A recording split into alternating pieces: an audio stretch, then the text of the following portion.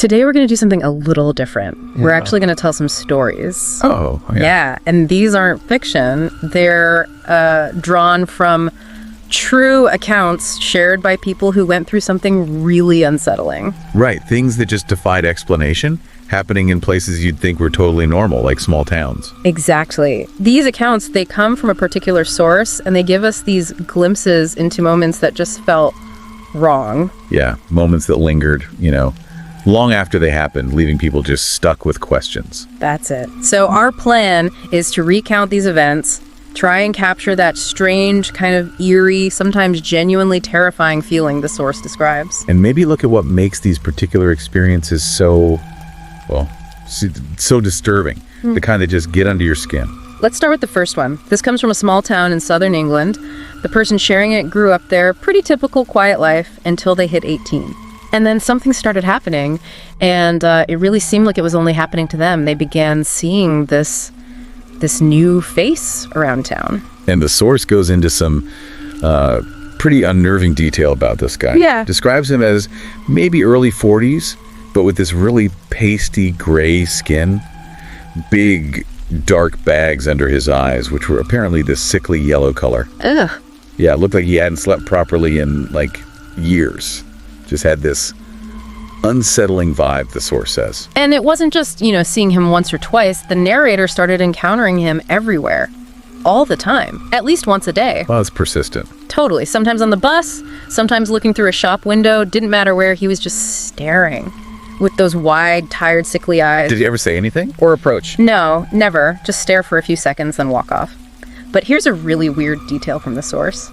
Sometimes he'd walk backwards while keeping his eyes locked on them. Backwards. Okay, that's definitely strange. That adds a whole other layer of weirdness.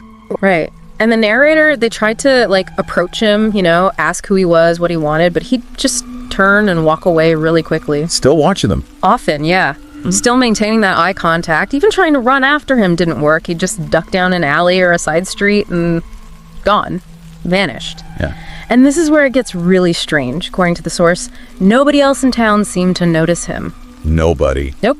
The narrator asked their family, described him perfectly, but nobody else had seen him. It was like he was invisible to everyone except them. That must have been terrifying.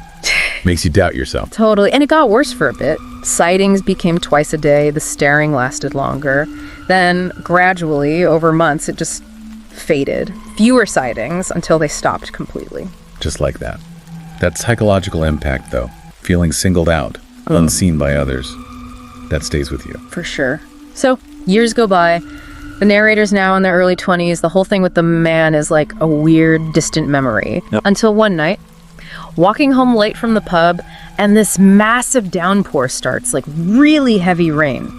So they duck into a bus shelter on the edge of town to wait it out. Makes sense. It's quiet, just the sound of the rain, the streetlights, and then from down the path towards their house, they hear footsteps. Okay, getting creepy again. And quiet humming. A slow tune they didn't recognize. They figure it's just someone else caught in the rain. Look up as the person steps under the orange streetlight. Let me guess. It was him.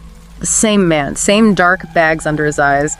Same unsettling presence. Wow. After all that time. He steps right into the shelter, stops directly in front of the narrator, and then for the first time ever, he speaks.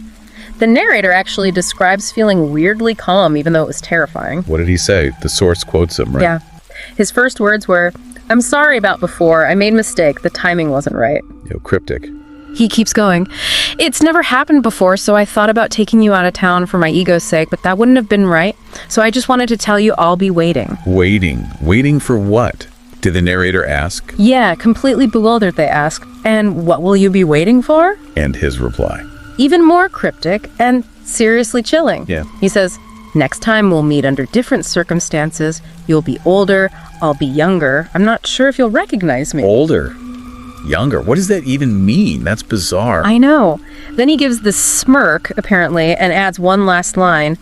"It's okay, you weren't seeing you coming anyway." Seen you coming, or meant to see you coming.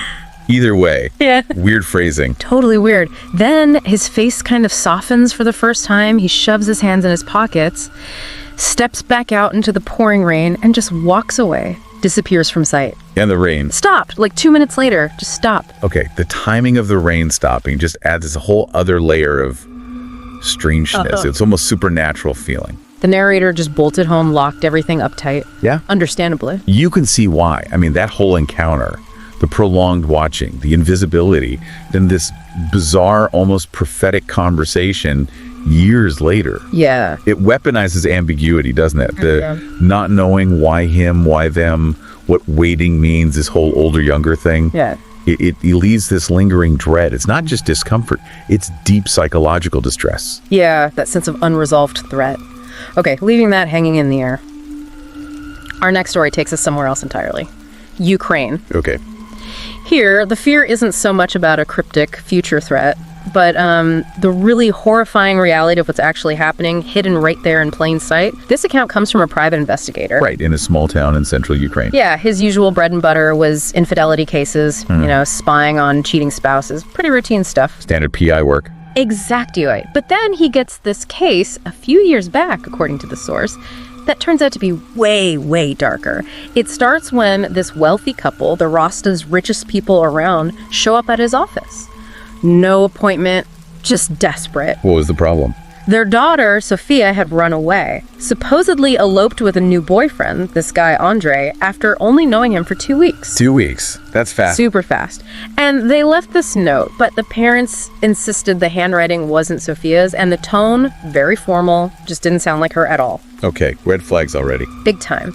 But here's what really struck the PI as odd, according to the source. The police reaction. How so? They were completely unhelpful, refused to investigate, even when the Rostas offered them money. Just kept saying, oh, she left on her own terms, she's an adult, which is why the parents came to the PI. Right, the police being dismissive, especially with a wealthy family. It is strange. They gave him photos. Sophia and Andre described as very handsome, late 20s, but someone who apparently hated having his picture taken. Avoids cameras. Yeah, but the real kicker, an anonymous letter the Rostas had just received. And it's specifically named the PI. Whoa. Okay, what did it say? The source quotes it. Your daughter Sophia is in grave danger. Andre is not who he claims to be. The police won't help you. It may already be too late. Go to this man, the PI, for help. Signed, a friend. Wow. Okay, that definitely changes things. A direct warning. And then, an hour after the parents left his office, the PI gets an anonymous phone call. Same friend. Really? What did they say this time? Gave him a location for Andre that night, a restaurant in a nearby city, and warned him, be careful, it could be dangerous. Refused to give a name, just said he'd already risked too much. So the PI decides to check it out. Yeah, he felt he had to. Didn't tell the parents, just went. That warning, plus the police in action. Something was clearly very wrong. Yeah, that anonymous tip is crucial. It immediately signals this is way beyond a simple runaway case. Something sinister is going on. So the PI gets to the restaurant, scopes it out, and there's Andre. But he's not with Sophia. Uh-oh. Who's he with? Another girl. Completely different girl. The PI gets suspicious, obviously, keeps watching them. When they leave, he follows. Where do they go? They drive out to this abandoned factory complex on the edge of the city. Definitely not a place for a date. No. Okay. This is getting dark. The PI sneaks onto the grounds, finds a place to watch. Andre and the girl get out of the car, and then 2 other guys emerge from one of the buildings. Big guys, skinheads, looked really rough, radiated cruelty, according to the PI. Oh, man. And then the PI hears screaming, muffled, female screaming, coming from inside Andre's car. Inside the car, so not the girl he's just with. No, someone else was already in there. The screaming gets louder as the 2 big guys yank open the passenger door and drag that girl out. She's kicking, fighting like hell as they force her into a black van waiting nearby. Oh my God. And the PI just realizes, the source quotes him, God damn it, human traffickers! Jesus. Right Yeah. there, he just stumbled into it. Exactly. He's unarmed, totally outnumbered. He can't intervene directly, so he does the only thing he can think of. Grabs his camera, starts snapping pictures covertly, gets the guys' faces, the van, the license plate. Smart move. Evidence is key. Yeah. But God, imagine feeling that helpless, seeing that happen. Terrible. The van starts up, engine roars, headlights sweep across the area as it heads for the gate near where the PI is hiding. He has to sprint back to his car, barely avoids getting caught in the lights. But then comes the absolute chilling moment. The van turns left onto the main road, and Andre's car, it pulls up right alongside the PI's parked car. No way. Andre rolls down his window, looks the PI dead in the eyes, and gives him what the PI describes as the most sinister smile I've ever seen in my life. Oh, that's cold. Then he raises his hand, makes a finger gun gesture, points it right at the PI, winks, and then just drives off after the van. Wow, the audacity, the pure evil in that gesture. He knew the PI saw. He was sending a message. A terrifying message.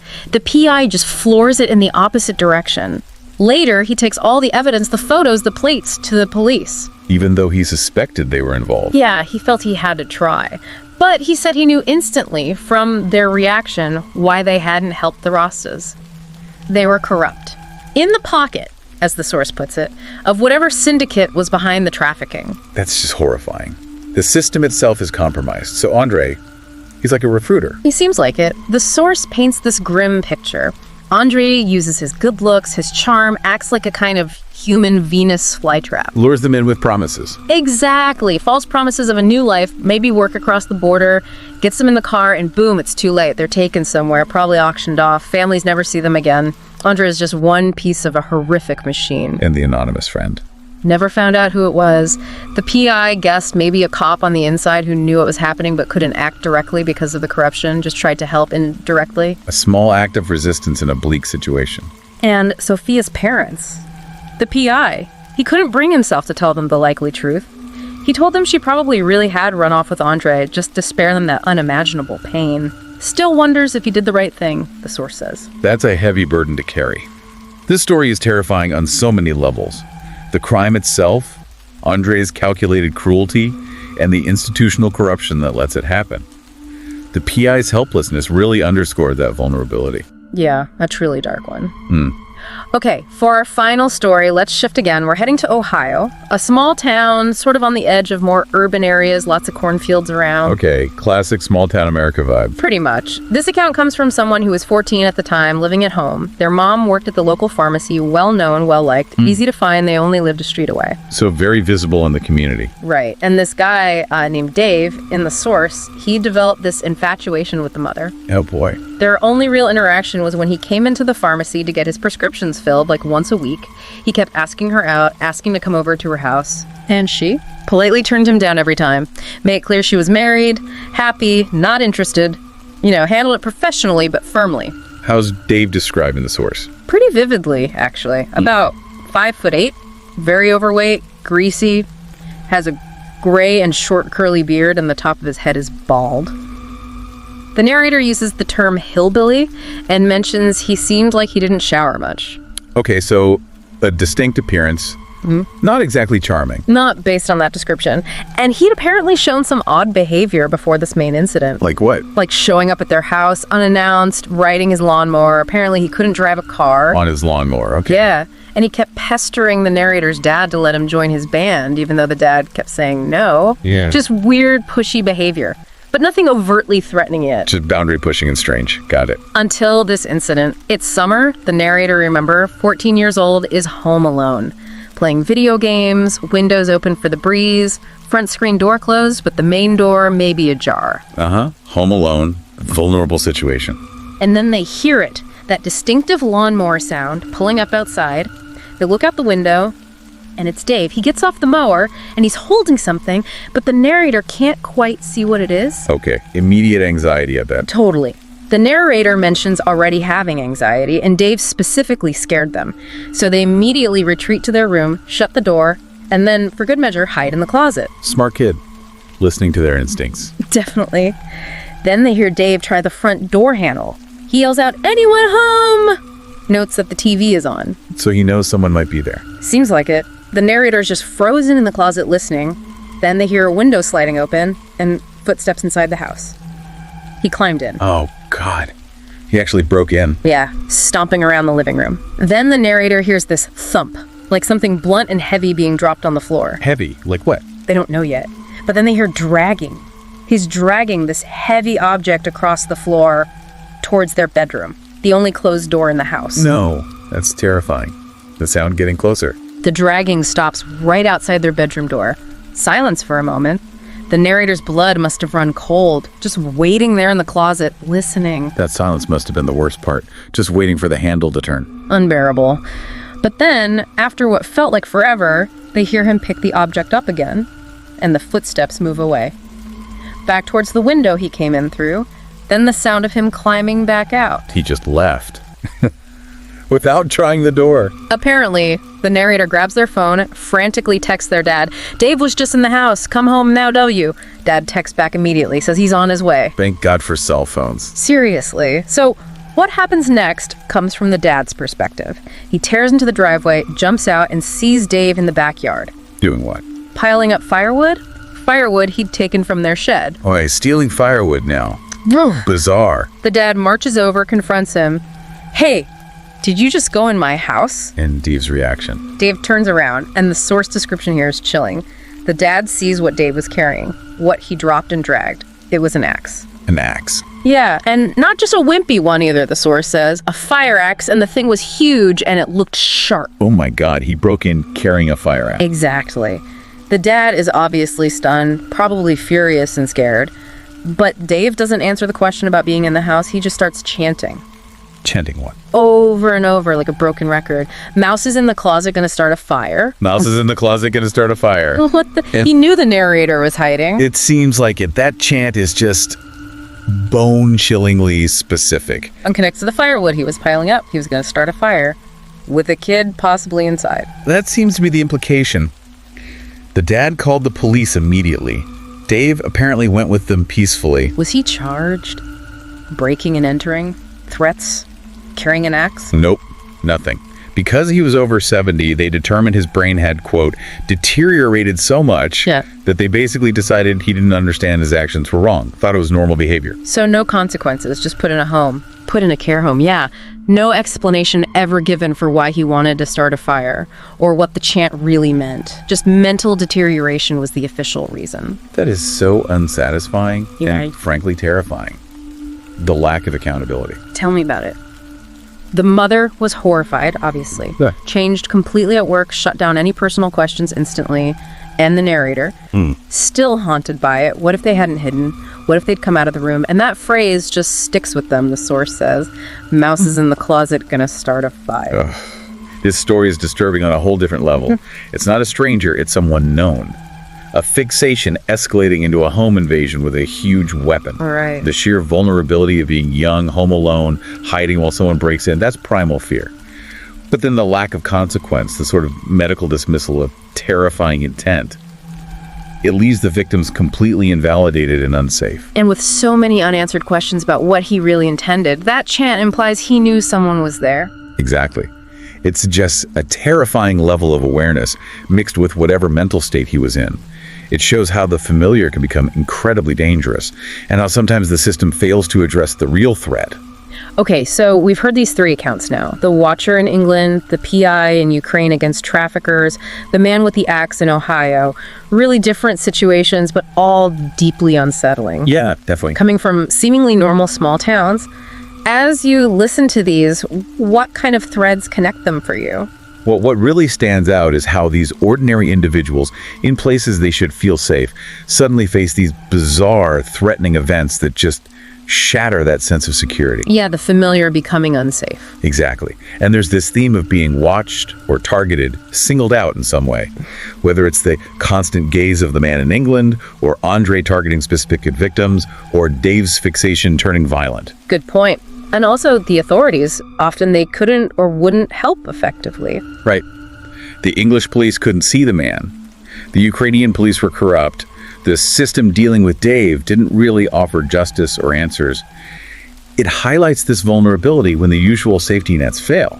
And the psychological impact is huge in all of them, isn't it? The uncertainty, the trauma, the what-ifs that linger because there's no neat explanation or resolution. Absolutely. They stick with you precisely because they're unresolved. Yeah. They defy easy categorization. So these stories, they really challenge our assumptions about safety in familiar places, right? They show how disturbing things can happen that just don't make sense or get properly addressed. Definitely. And I think what's powerful is that these are personal accounts from the source. They remind us that the most chilling realities sometimes are the ones we can't fully grasp. And that feeling of waiting, like in the first story, or the what if, like in the last one, can echo long after the event itself. It really leaves you thinking, doesn't it? Like how much unsettling stuff might be hidden just under the surface of the normal world we see every day. And how ready are we, really, for those encounters that just don't follow the rules of logic or conventional solutions, especially when they happen close to home. It's a sobering thought. These accounts are a stark reminder of that thin line between the mundane and the terrifying, and maybe the resilience or just the enduring questions of those who've had a glimpse of what's on the other side. Well, thank you for joining us to explore these really unsettling stories today. Thanks for having me. Goodbye for now. And to everyone listening, if you found these accounts as chilling and thought-provoking as we did, please do like this, share it, and subscribe to our channel, Horror Docs. We'll see you next time.